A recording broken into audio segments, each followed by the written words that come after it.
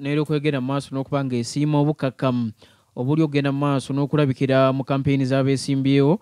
era bategeezezza Thomas Ayo bategeezezza nti 2021 webali nga waliwo okunoonya akalulu waliwo embeera ey'okuba tiyagas simanyi bano n'olaba okutuseeko omukono oli omugulu oli atonya musaayi so eraga nti ku mulundi guno waliwo obukakamu obw'amaanyi waliwo okugoberera amateeka n'asaba wabeerewo okutereeza obwo omulumulu nti olw'obutakwalagana ddala ab'okuludda oluwabula gavumenti mu mbeera nti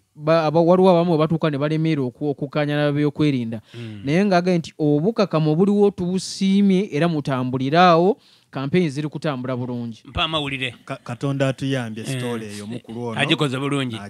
thank you very much olunaku olw'eigulo eri eyo ebugweriye wange ebugweriye abaire ensonga semasonga idukira wiiki ewoire speaker parliament ey'eggwanga Uganda Anita Among Magogo Nalongo yali eyo mulamu waife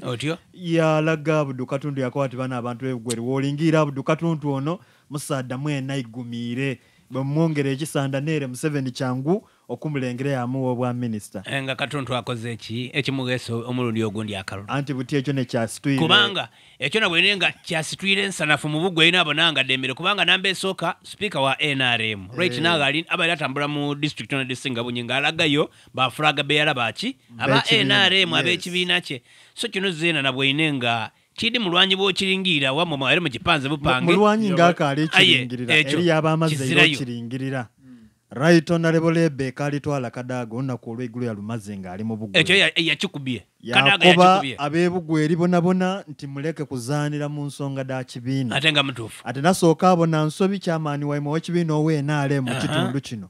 ng'agemye ekipande ekololeeyo ati nja okulingirira nti ekipande kyawanike mu mukwano ko nga tomwogerako zabe naale mu mikwano gyange olego bali kwogera kwere wamamalira kizayo amubona ekololo omukwano gwo aye ng'asiba mu office ya Kadaga ati mbona asiba mu office yange awaniika okupanda olwanyi tuvuye kutumaliriza sitole eno ati ogupanda oguba ngagwana magoye kuba nti kairi ono kiki kyeno ate kabiri awo yogere mu ng'okubyewo inaawo kaakati lekola amala ebigambo kuba sitole nalina kugwa mu bigambo bakunone wano nga tosobola kubinonola malirizayo sitole kuba nawulire ku baiti eyo so muna Rebecca alitwala Kadaga yava alinayo akube tajja kuikiriza mbero oti neno kujja mu maiso ebugweri Fraga Beyala ne Haji Sadala Wandera Fuluso kubaina okulaga yakoba ati Haji Sadala n'abandi bayina nalina okutwala ekitundu ekyo mu maiso Rebecca alitwala Kadaga bibyo byawa mukwano gwa Julius omuvunyi mumpe Kadaga wange dala bwana wange Mutesi Nalugoda usangaire okubabona ku kyalo kino kandi baza bagweri okubataamu obwesige musobola olugema bendera ya NRM mu kyalo kino eky'obugweri ekyokubiri twenda okwebaza abagweri twali ekololo abagweri bakola na mweri mulala okutwala ku chairman waiwe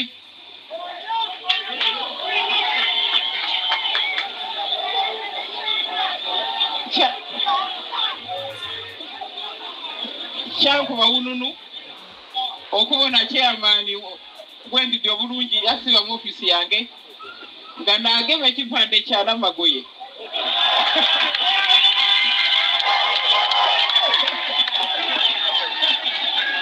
ate mwisanywa ebitirivu nga aliwisanywa ebitirivu nenda kwebaza nti mwaloberaku wakati ife tujana mwana wa ife ife mwana wa bugweri komao baba naye mulanya kuna kuwala ki owekitibwa ensonga yabaireku yabaire ntuufu ino kikumu kiriziganya naye nga abanakibiina ekya NRM abanakibiina kyona okuwagira ab'ekibiina kyaiwe actually tuli kwogera ku nsonga da NRM munono z'ekibiina zonna balina okuwagira muntu alina bendera oba munafu oba w'amaanyi yes alina bendera but kyentayikiriziganya n'omukulu olulimi olwakozesebwa olwo lwaife eno baddubi katukobe tindowooza maama lwa musama ntwike omukaire oyo yaaliku ni ku levo y'omuntu gwe yabaire ali kwogerako tuba tuli kuduuluusa ebitiibwa bya bombi akyogere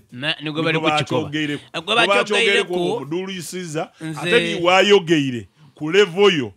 oba oduuliusiza ekitiibwa nze konsandi yange weeri nze bire bitiibwa ebyo bekwedulusa byaibwe kuba basoloko balina ensonga daibwe aye nze kyenabwenemu awo kyowunyiza ni n'okuleeta omuntu atali wa NRM okumulaga abalonzi ekyo kyo nabwenenga kizirayo aye ekyo tukikize lwa nsonga mukwano gwe ndotegera ekintu kino babaire batuufu okulaga omuntu ole Abdul Katumbi wabula tibabaire batuufu kukoba nti ono mumulonde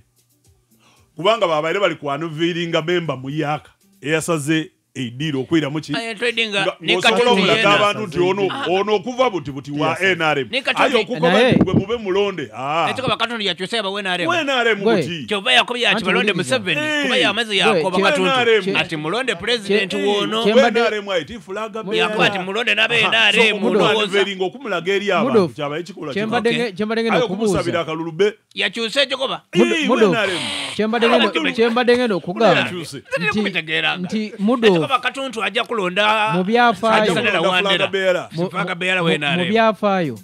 katuntu abadde n'ebigere bisatu mu nsonga z'ebyobufuzi katuntu weeni alemu ekigere kye yapyata mupyate yagenda mweni alemu so ekirala kibadde eno mu FDC era katuntu we yasalirawo kwe kuba wali FDC we yawulizaamu enda negende katonga enda nejesigala najja nankungu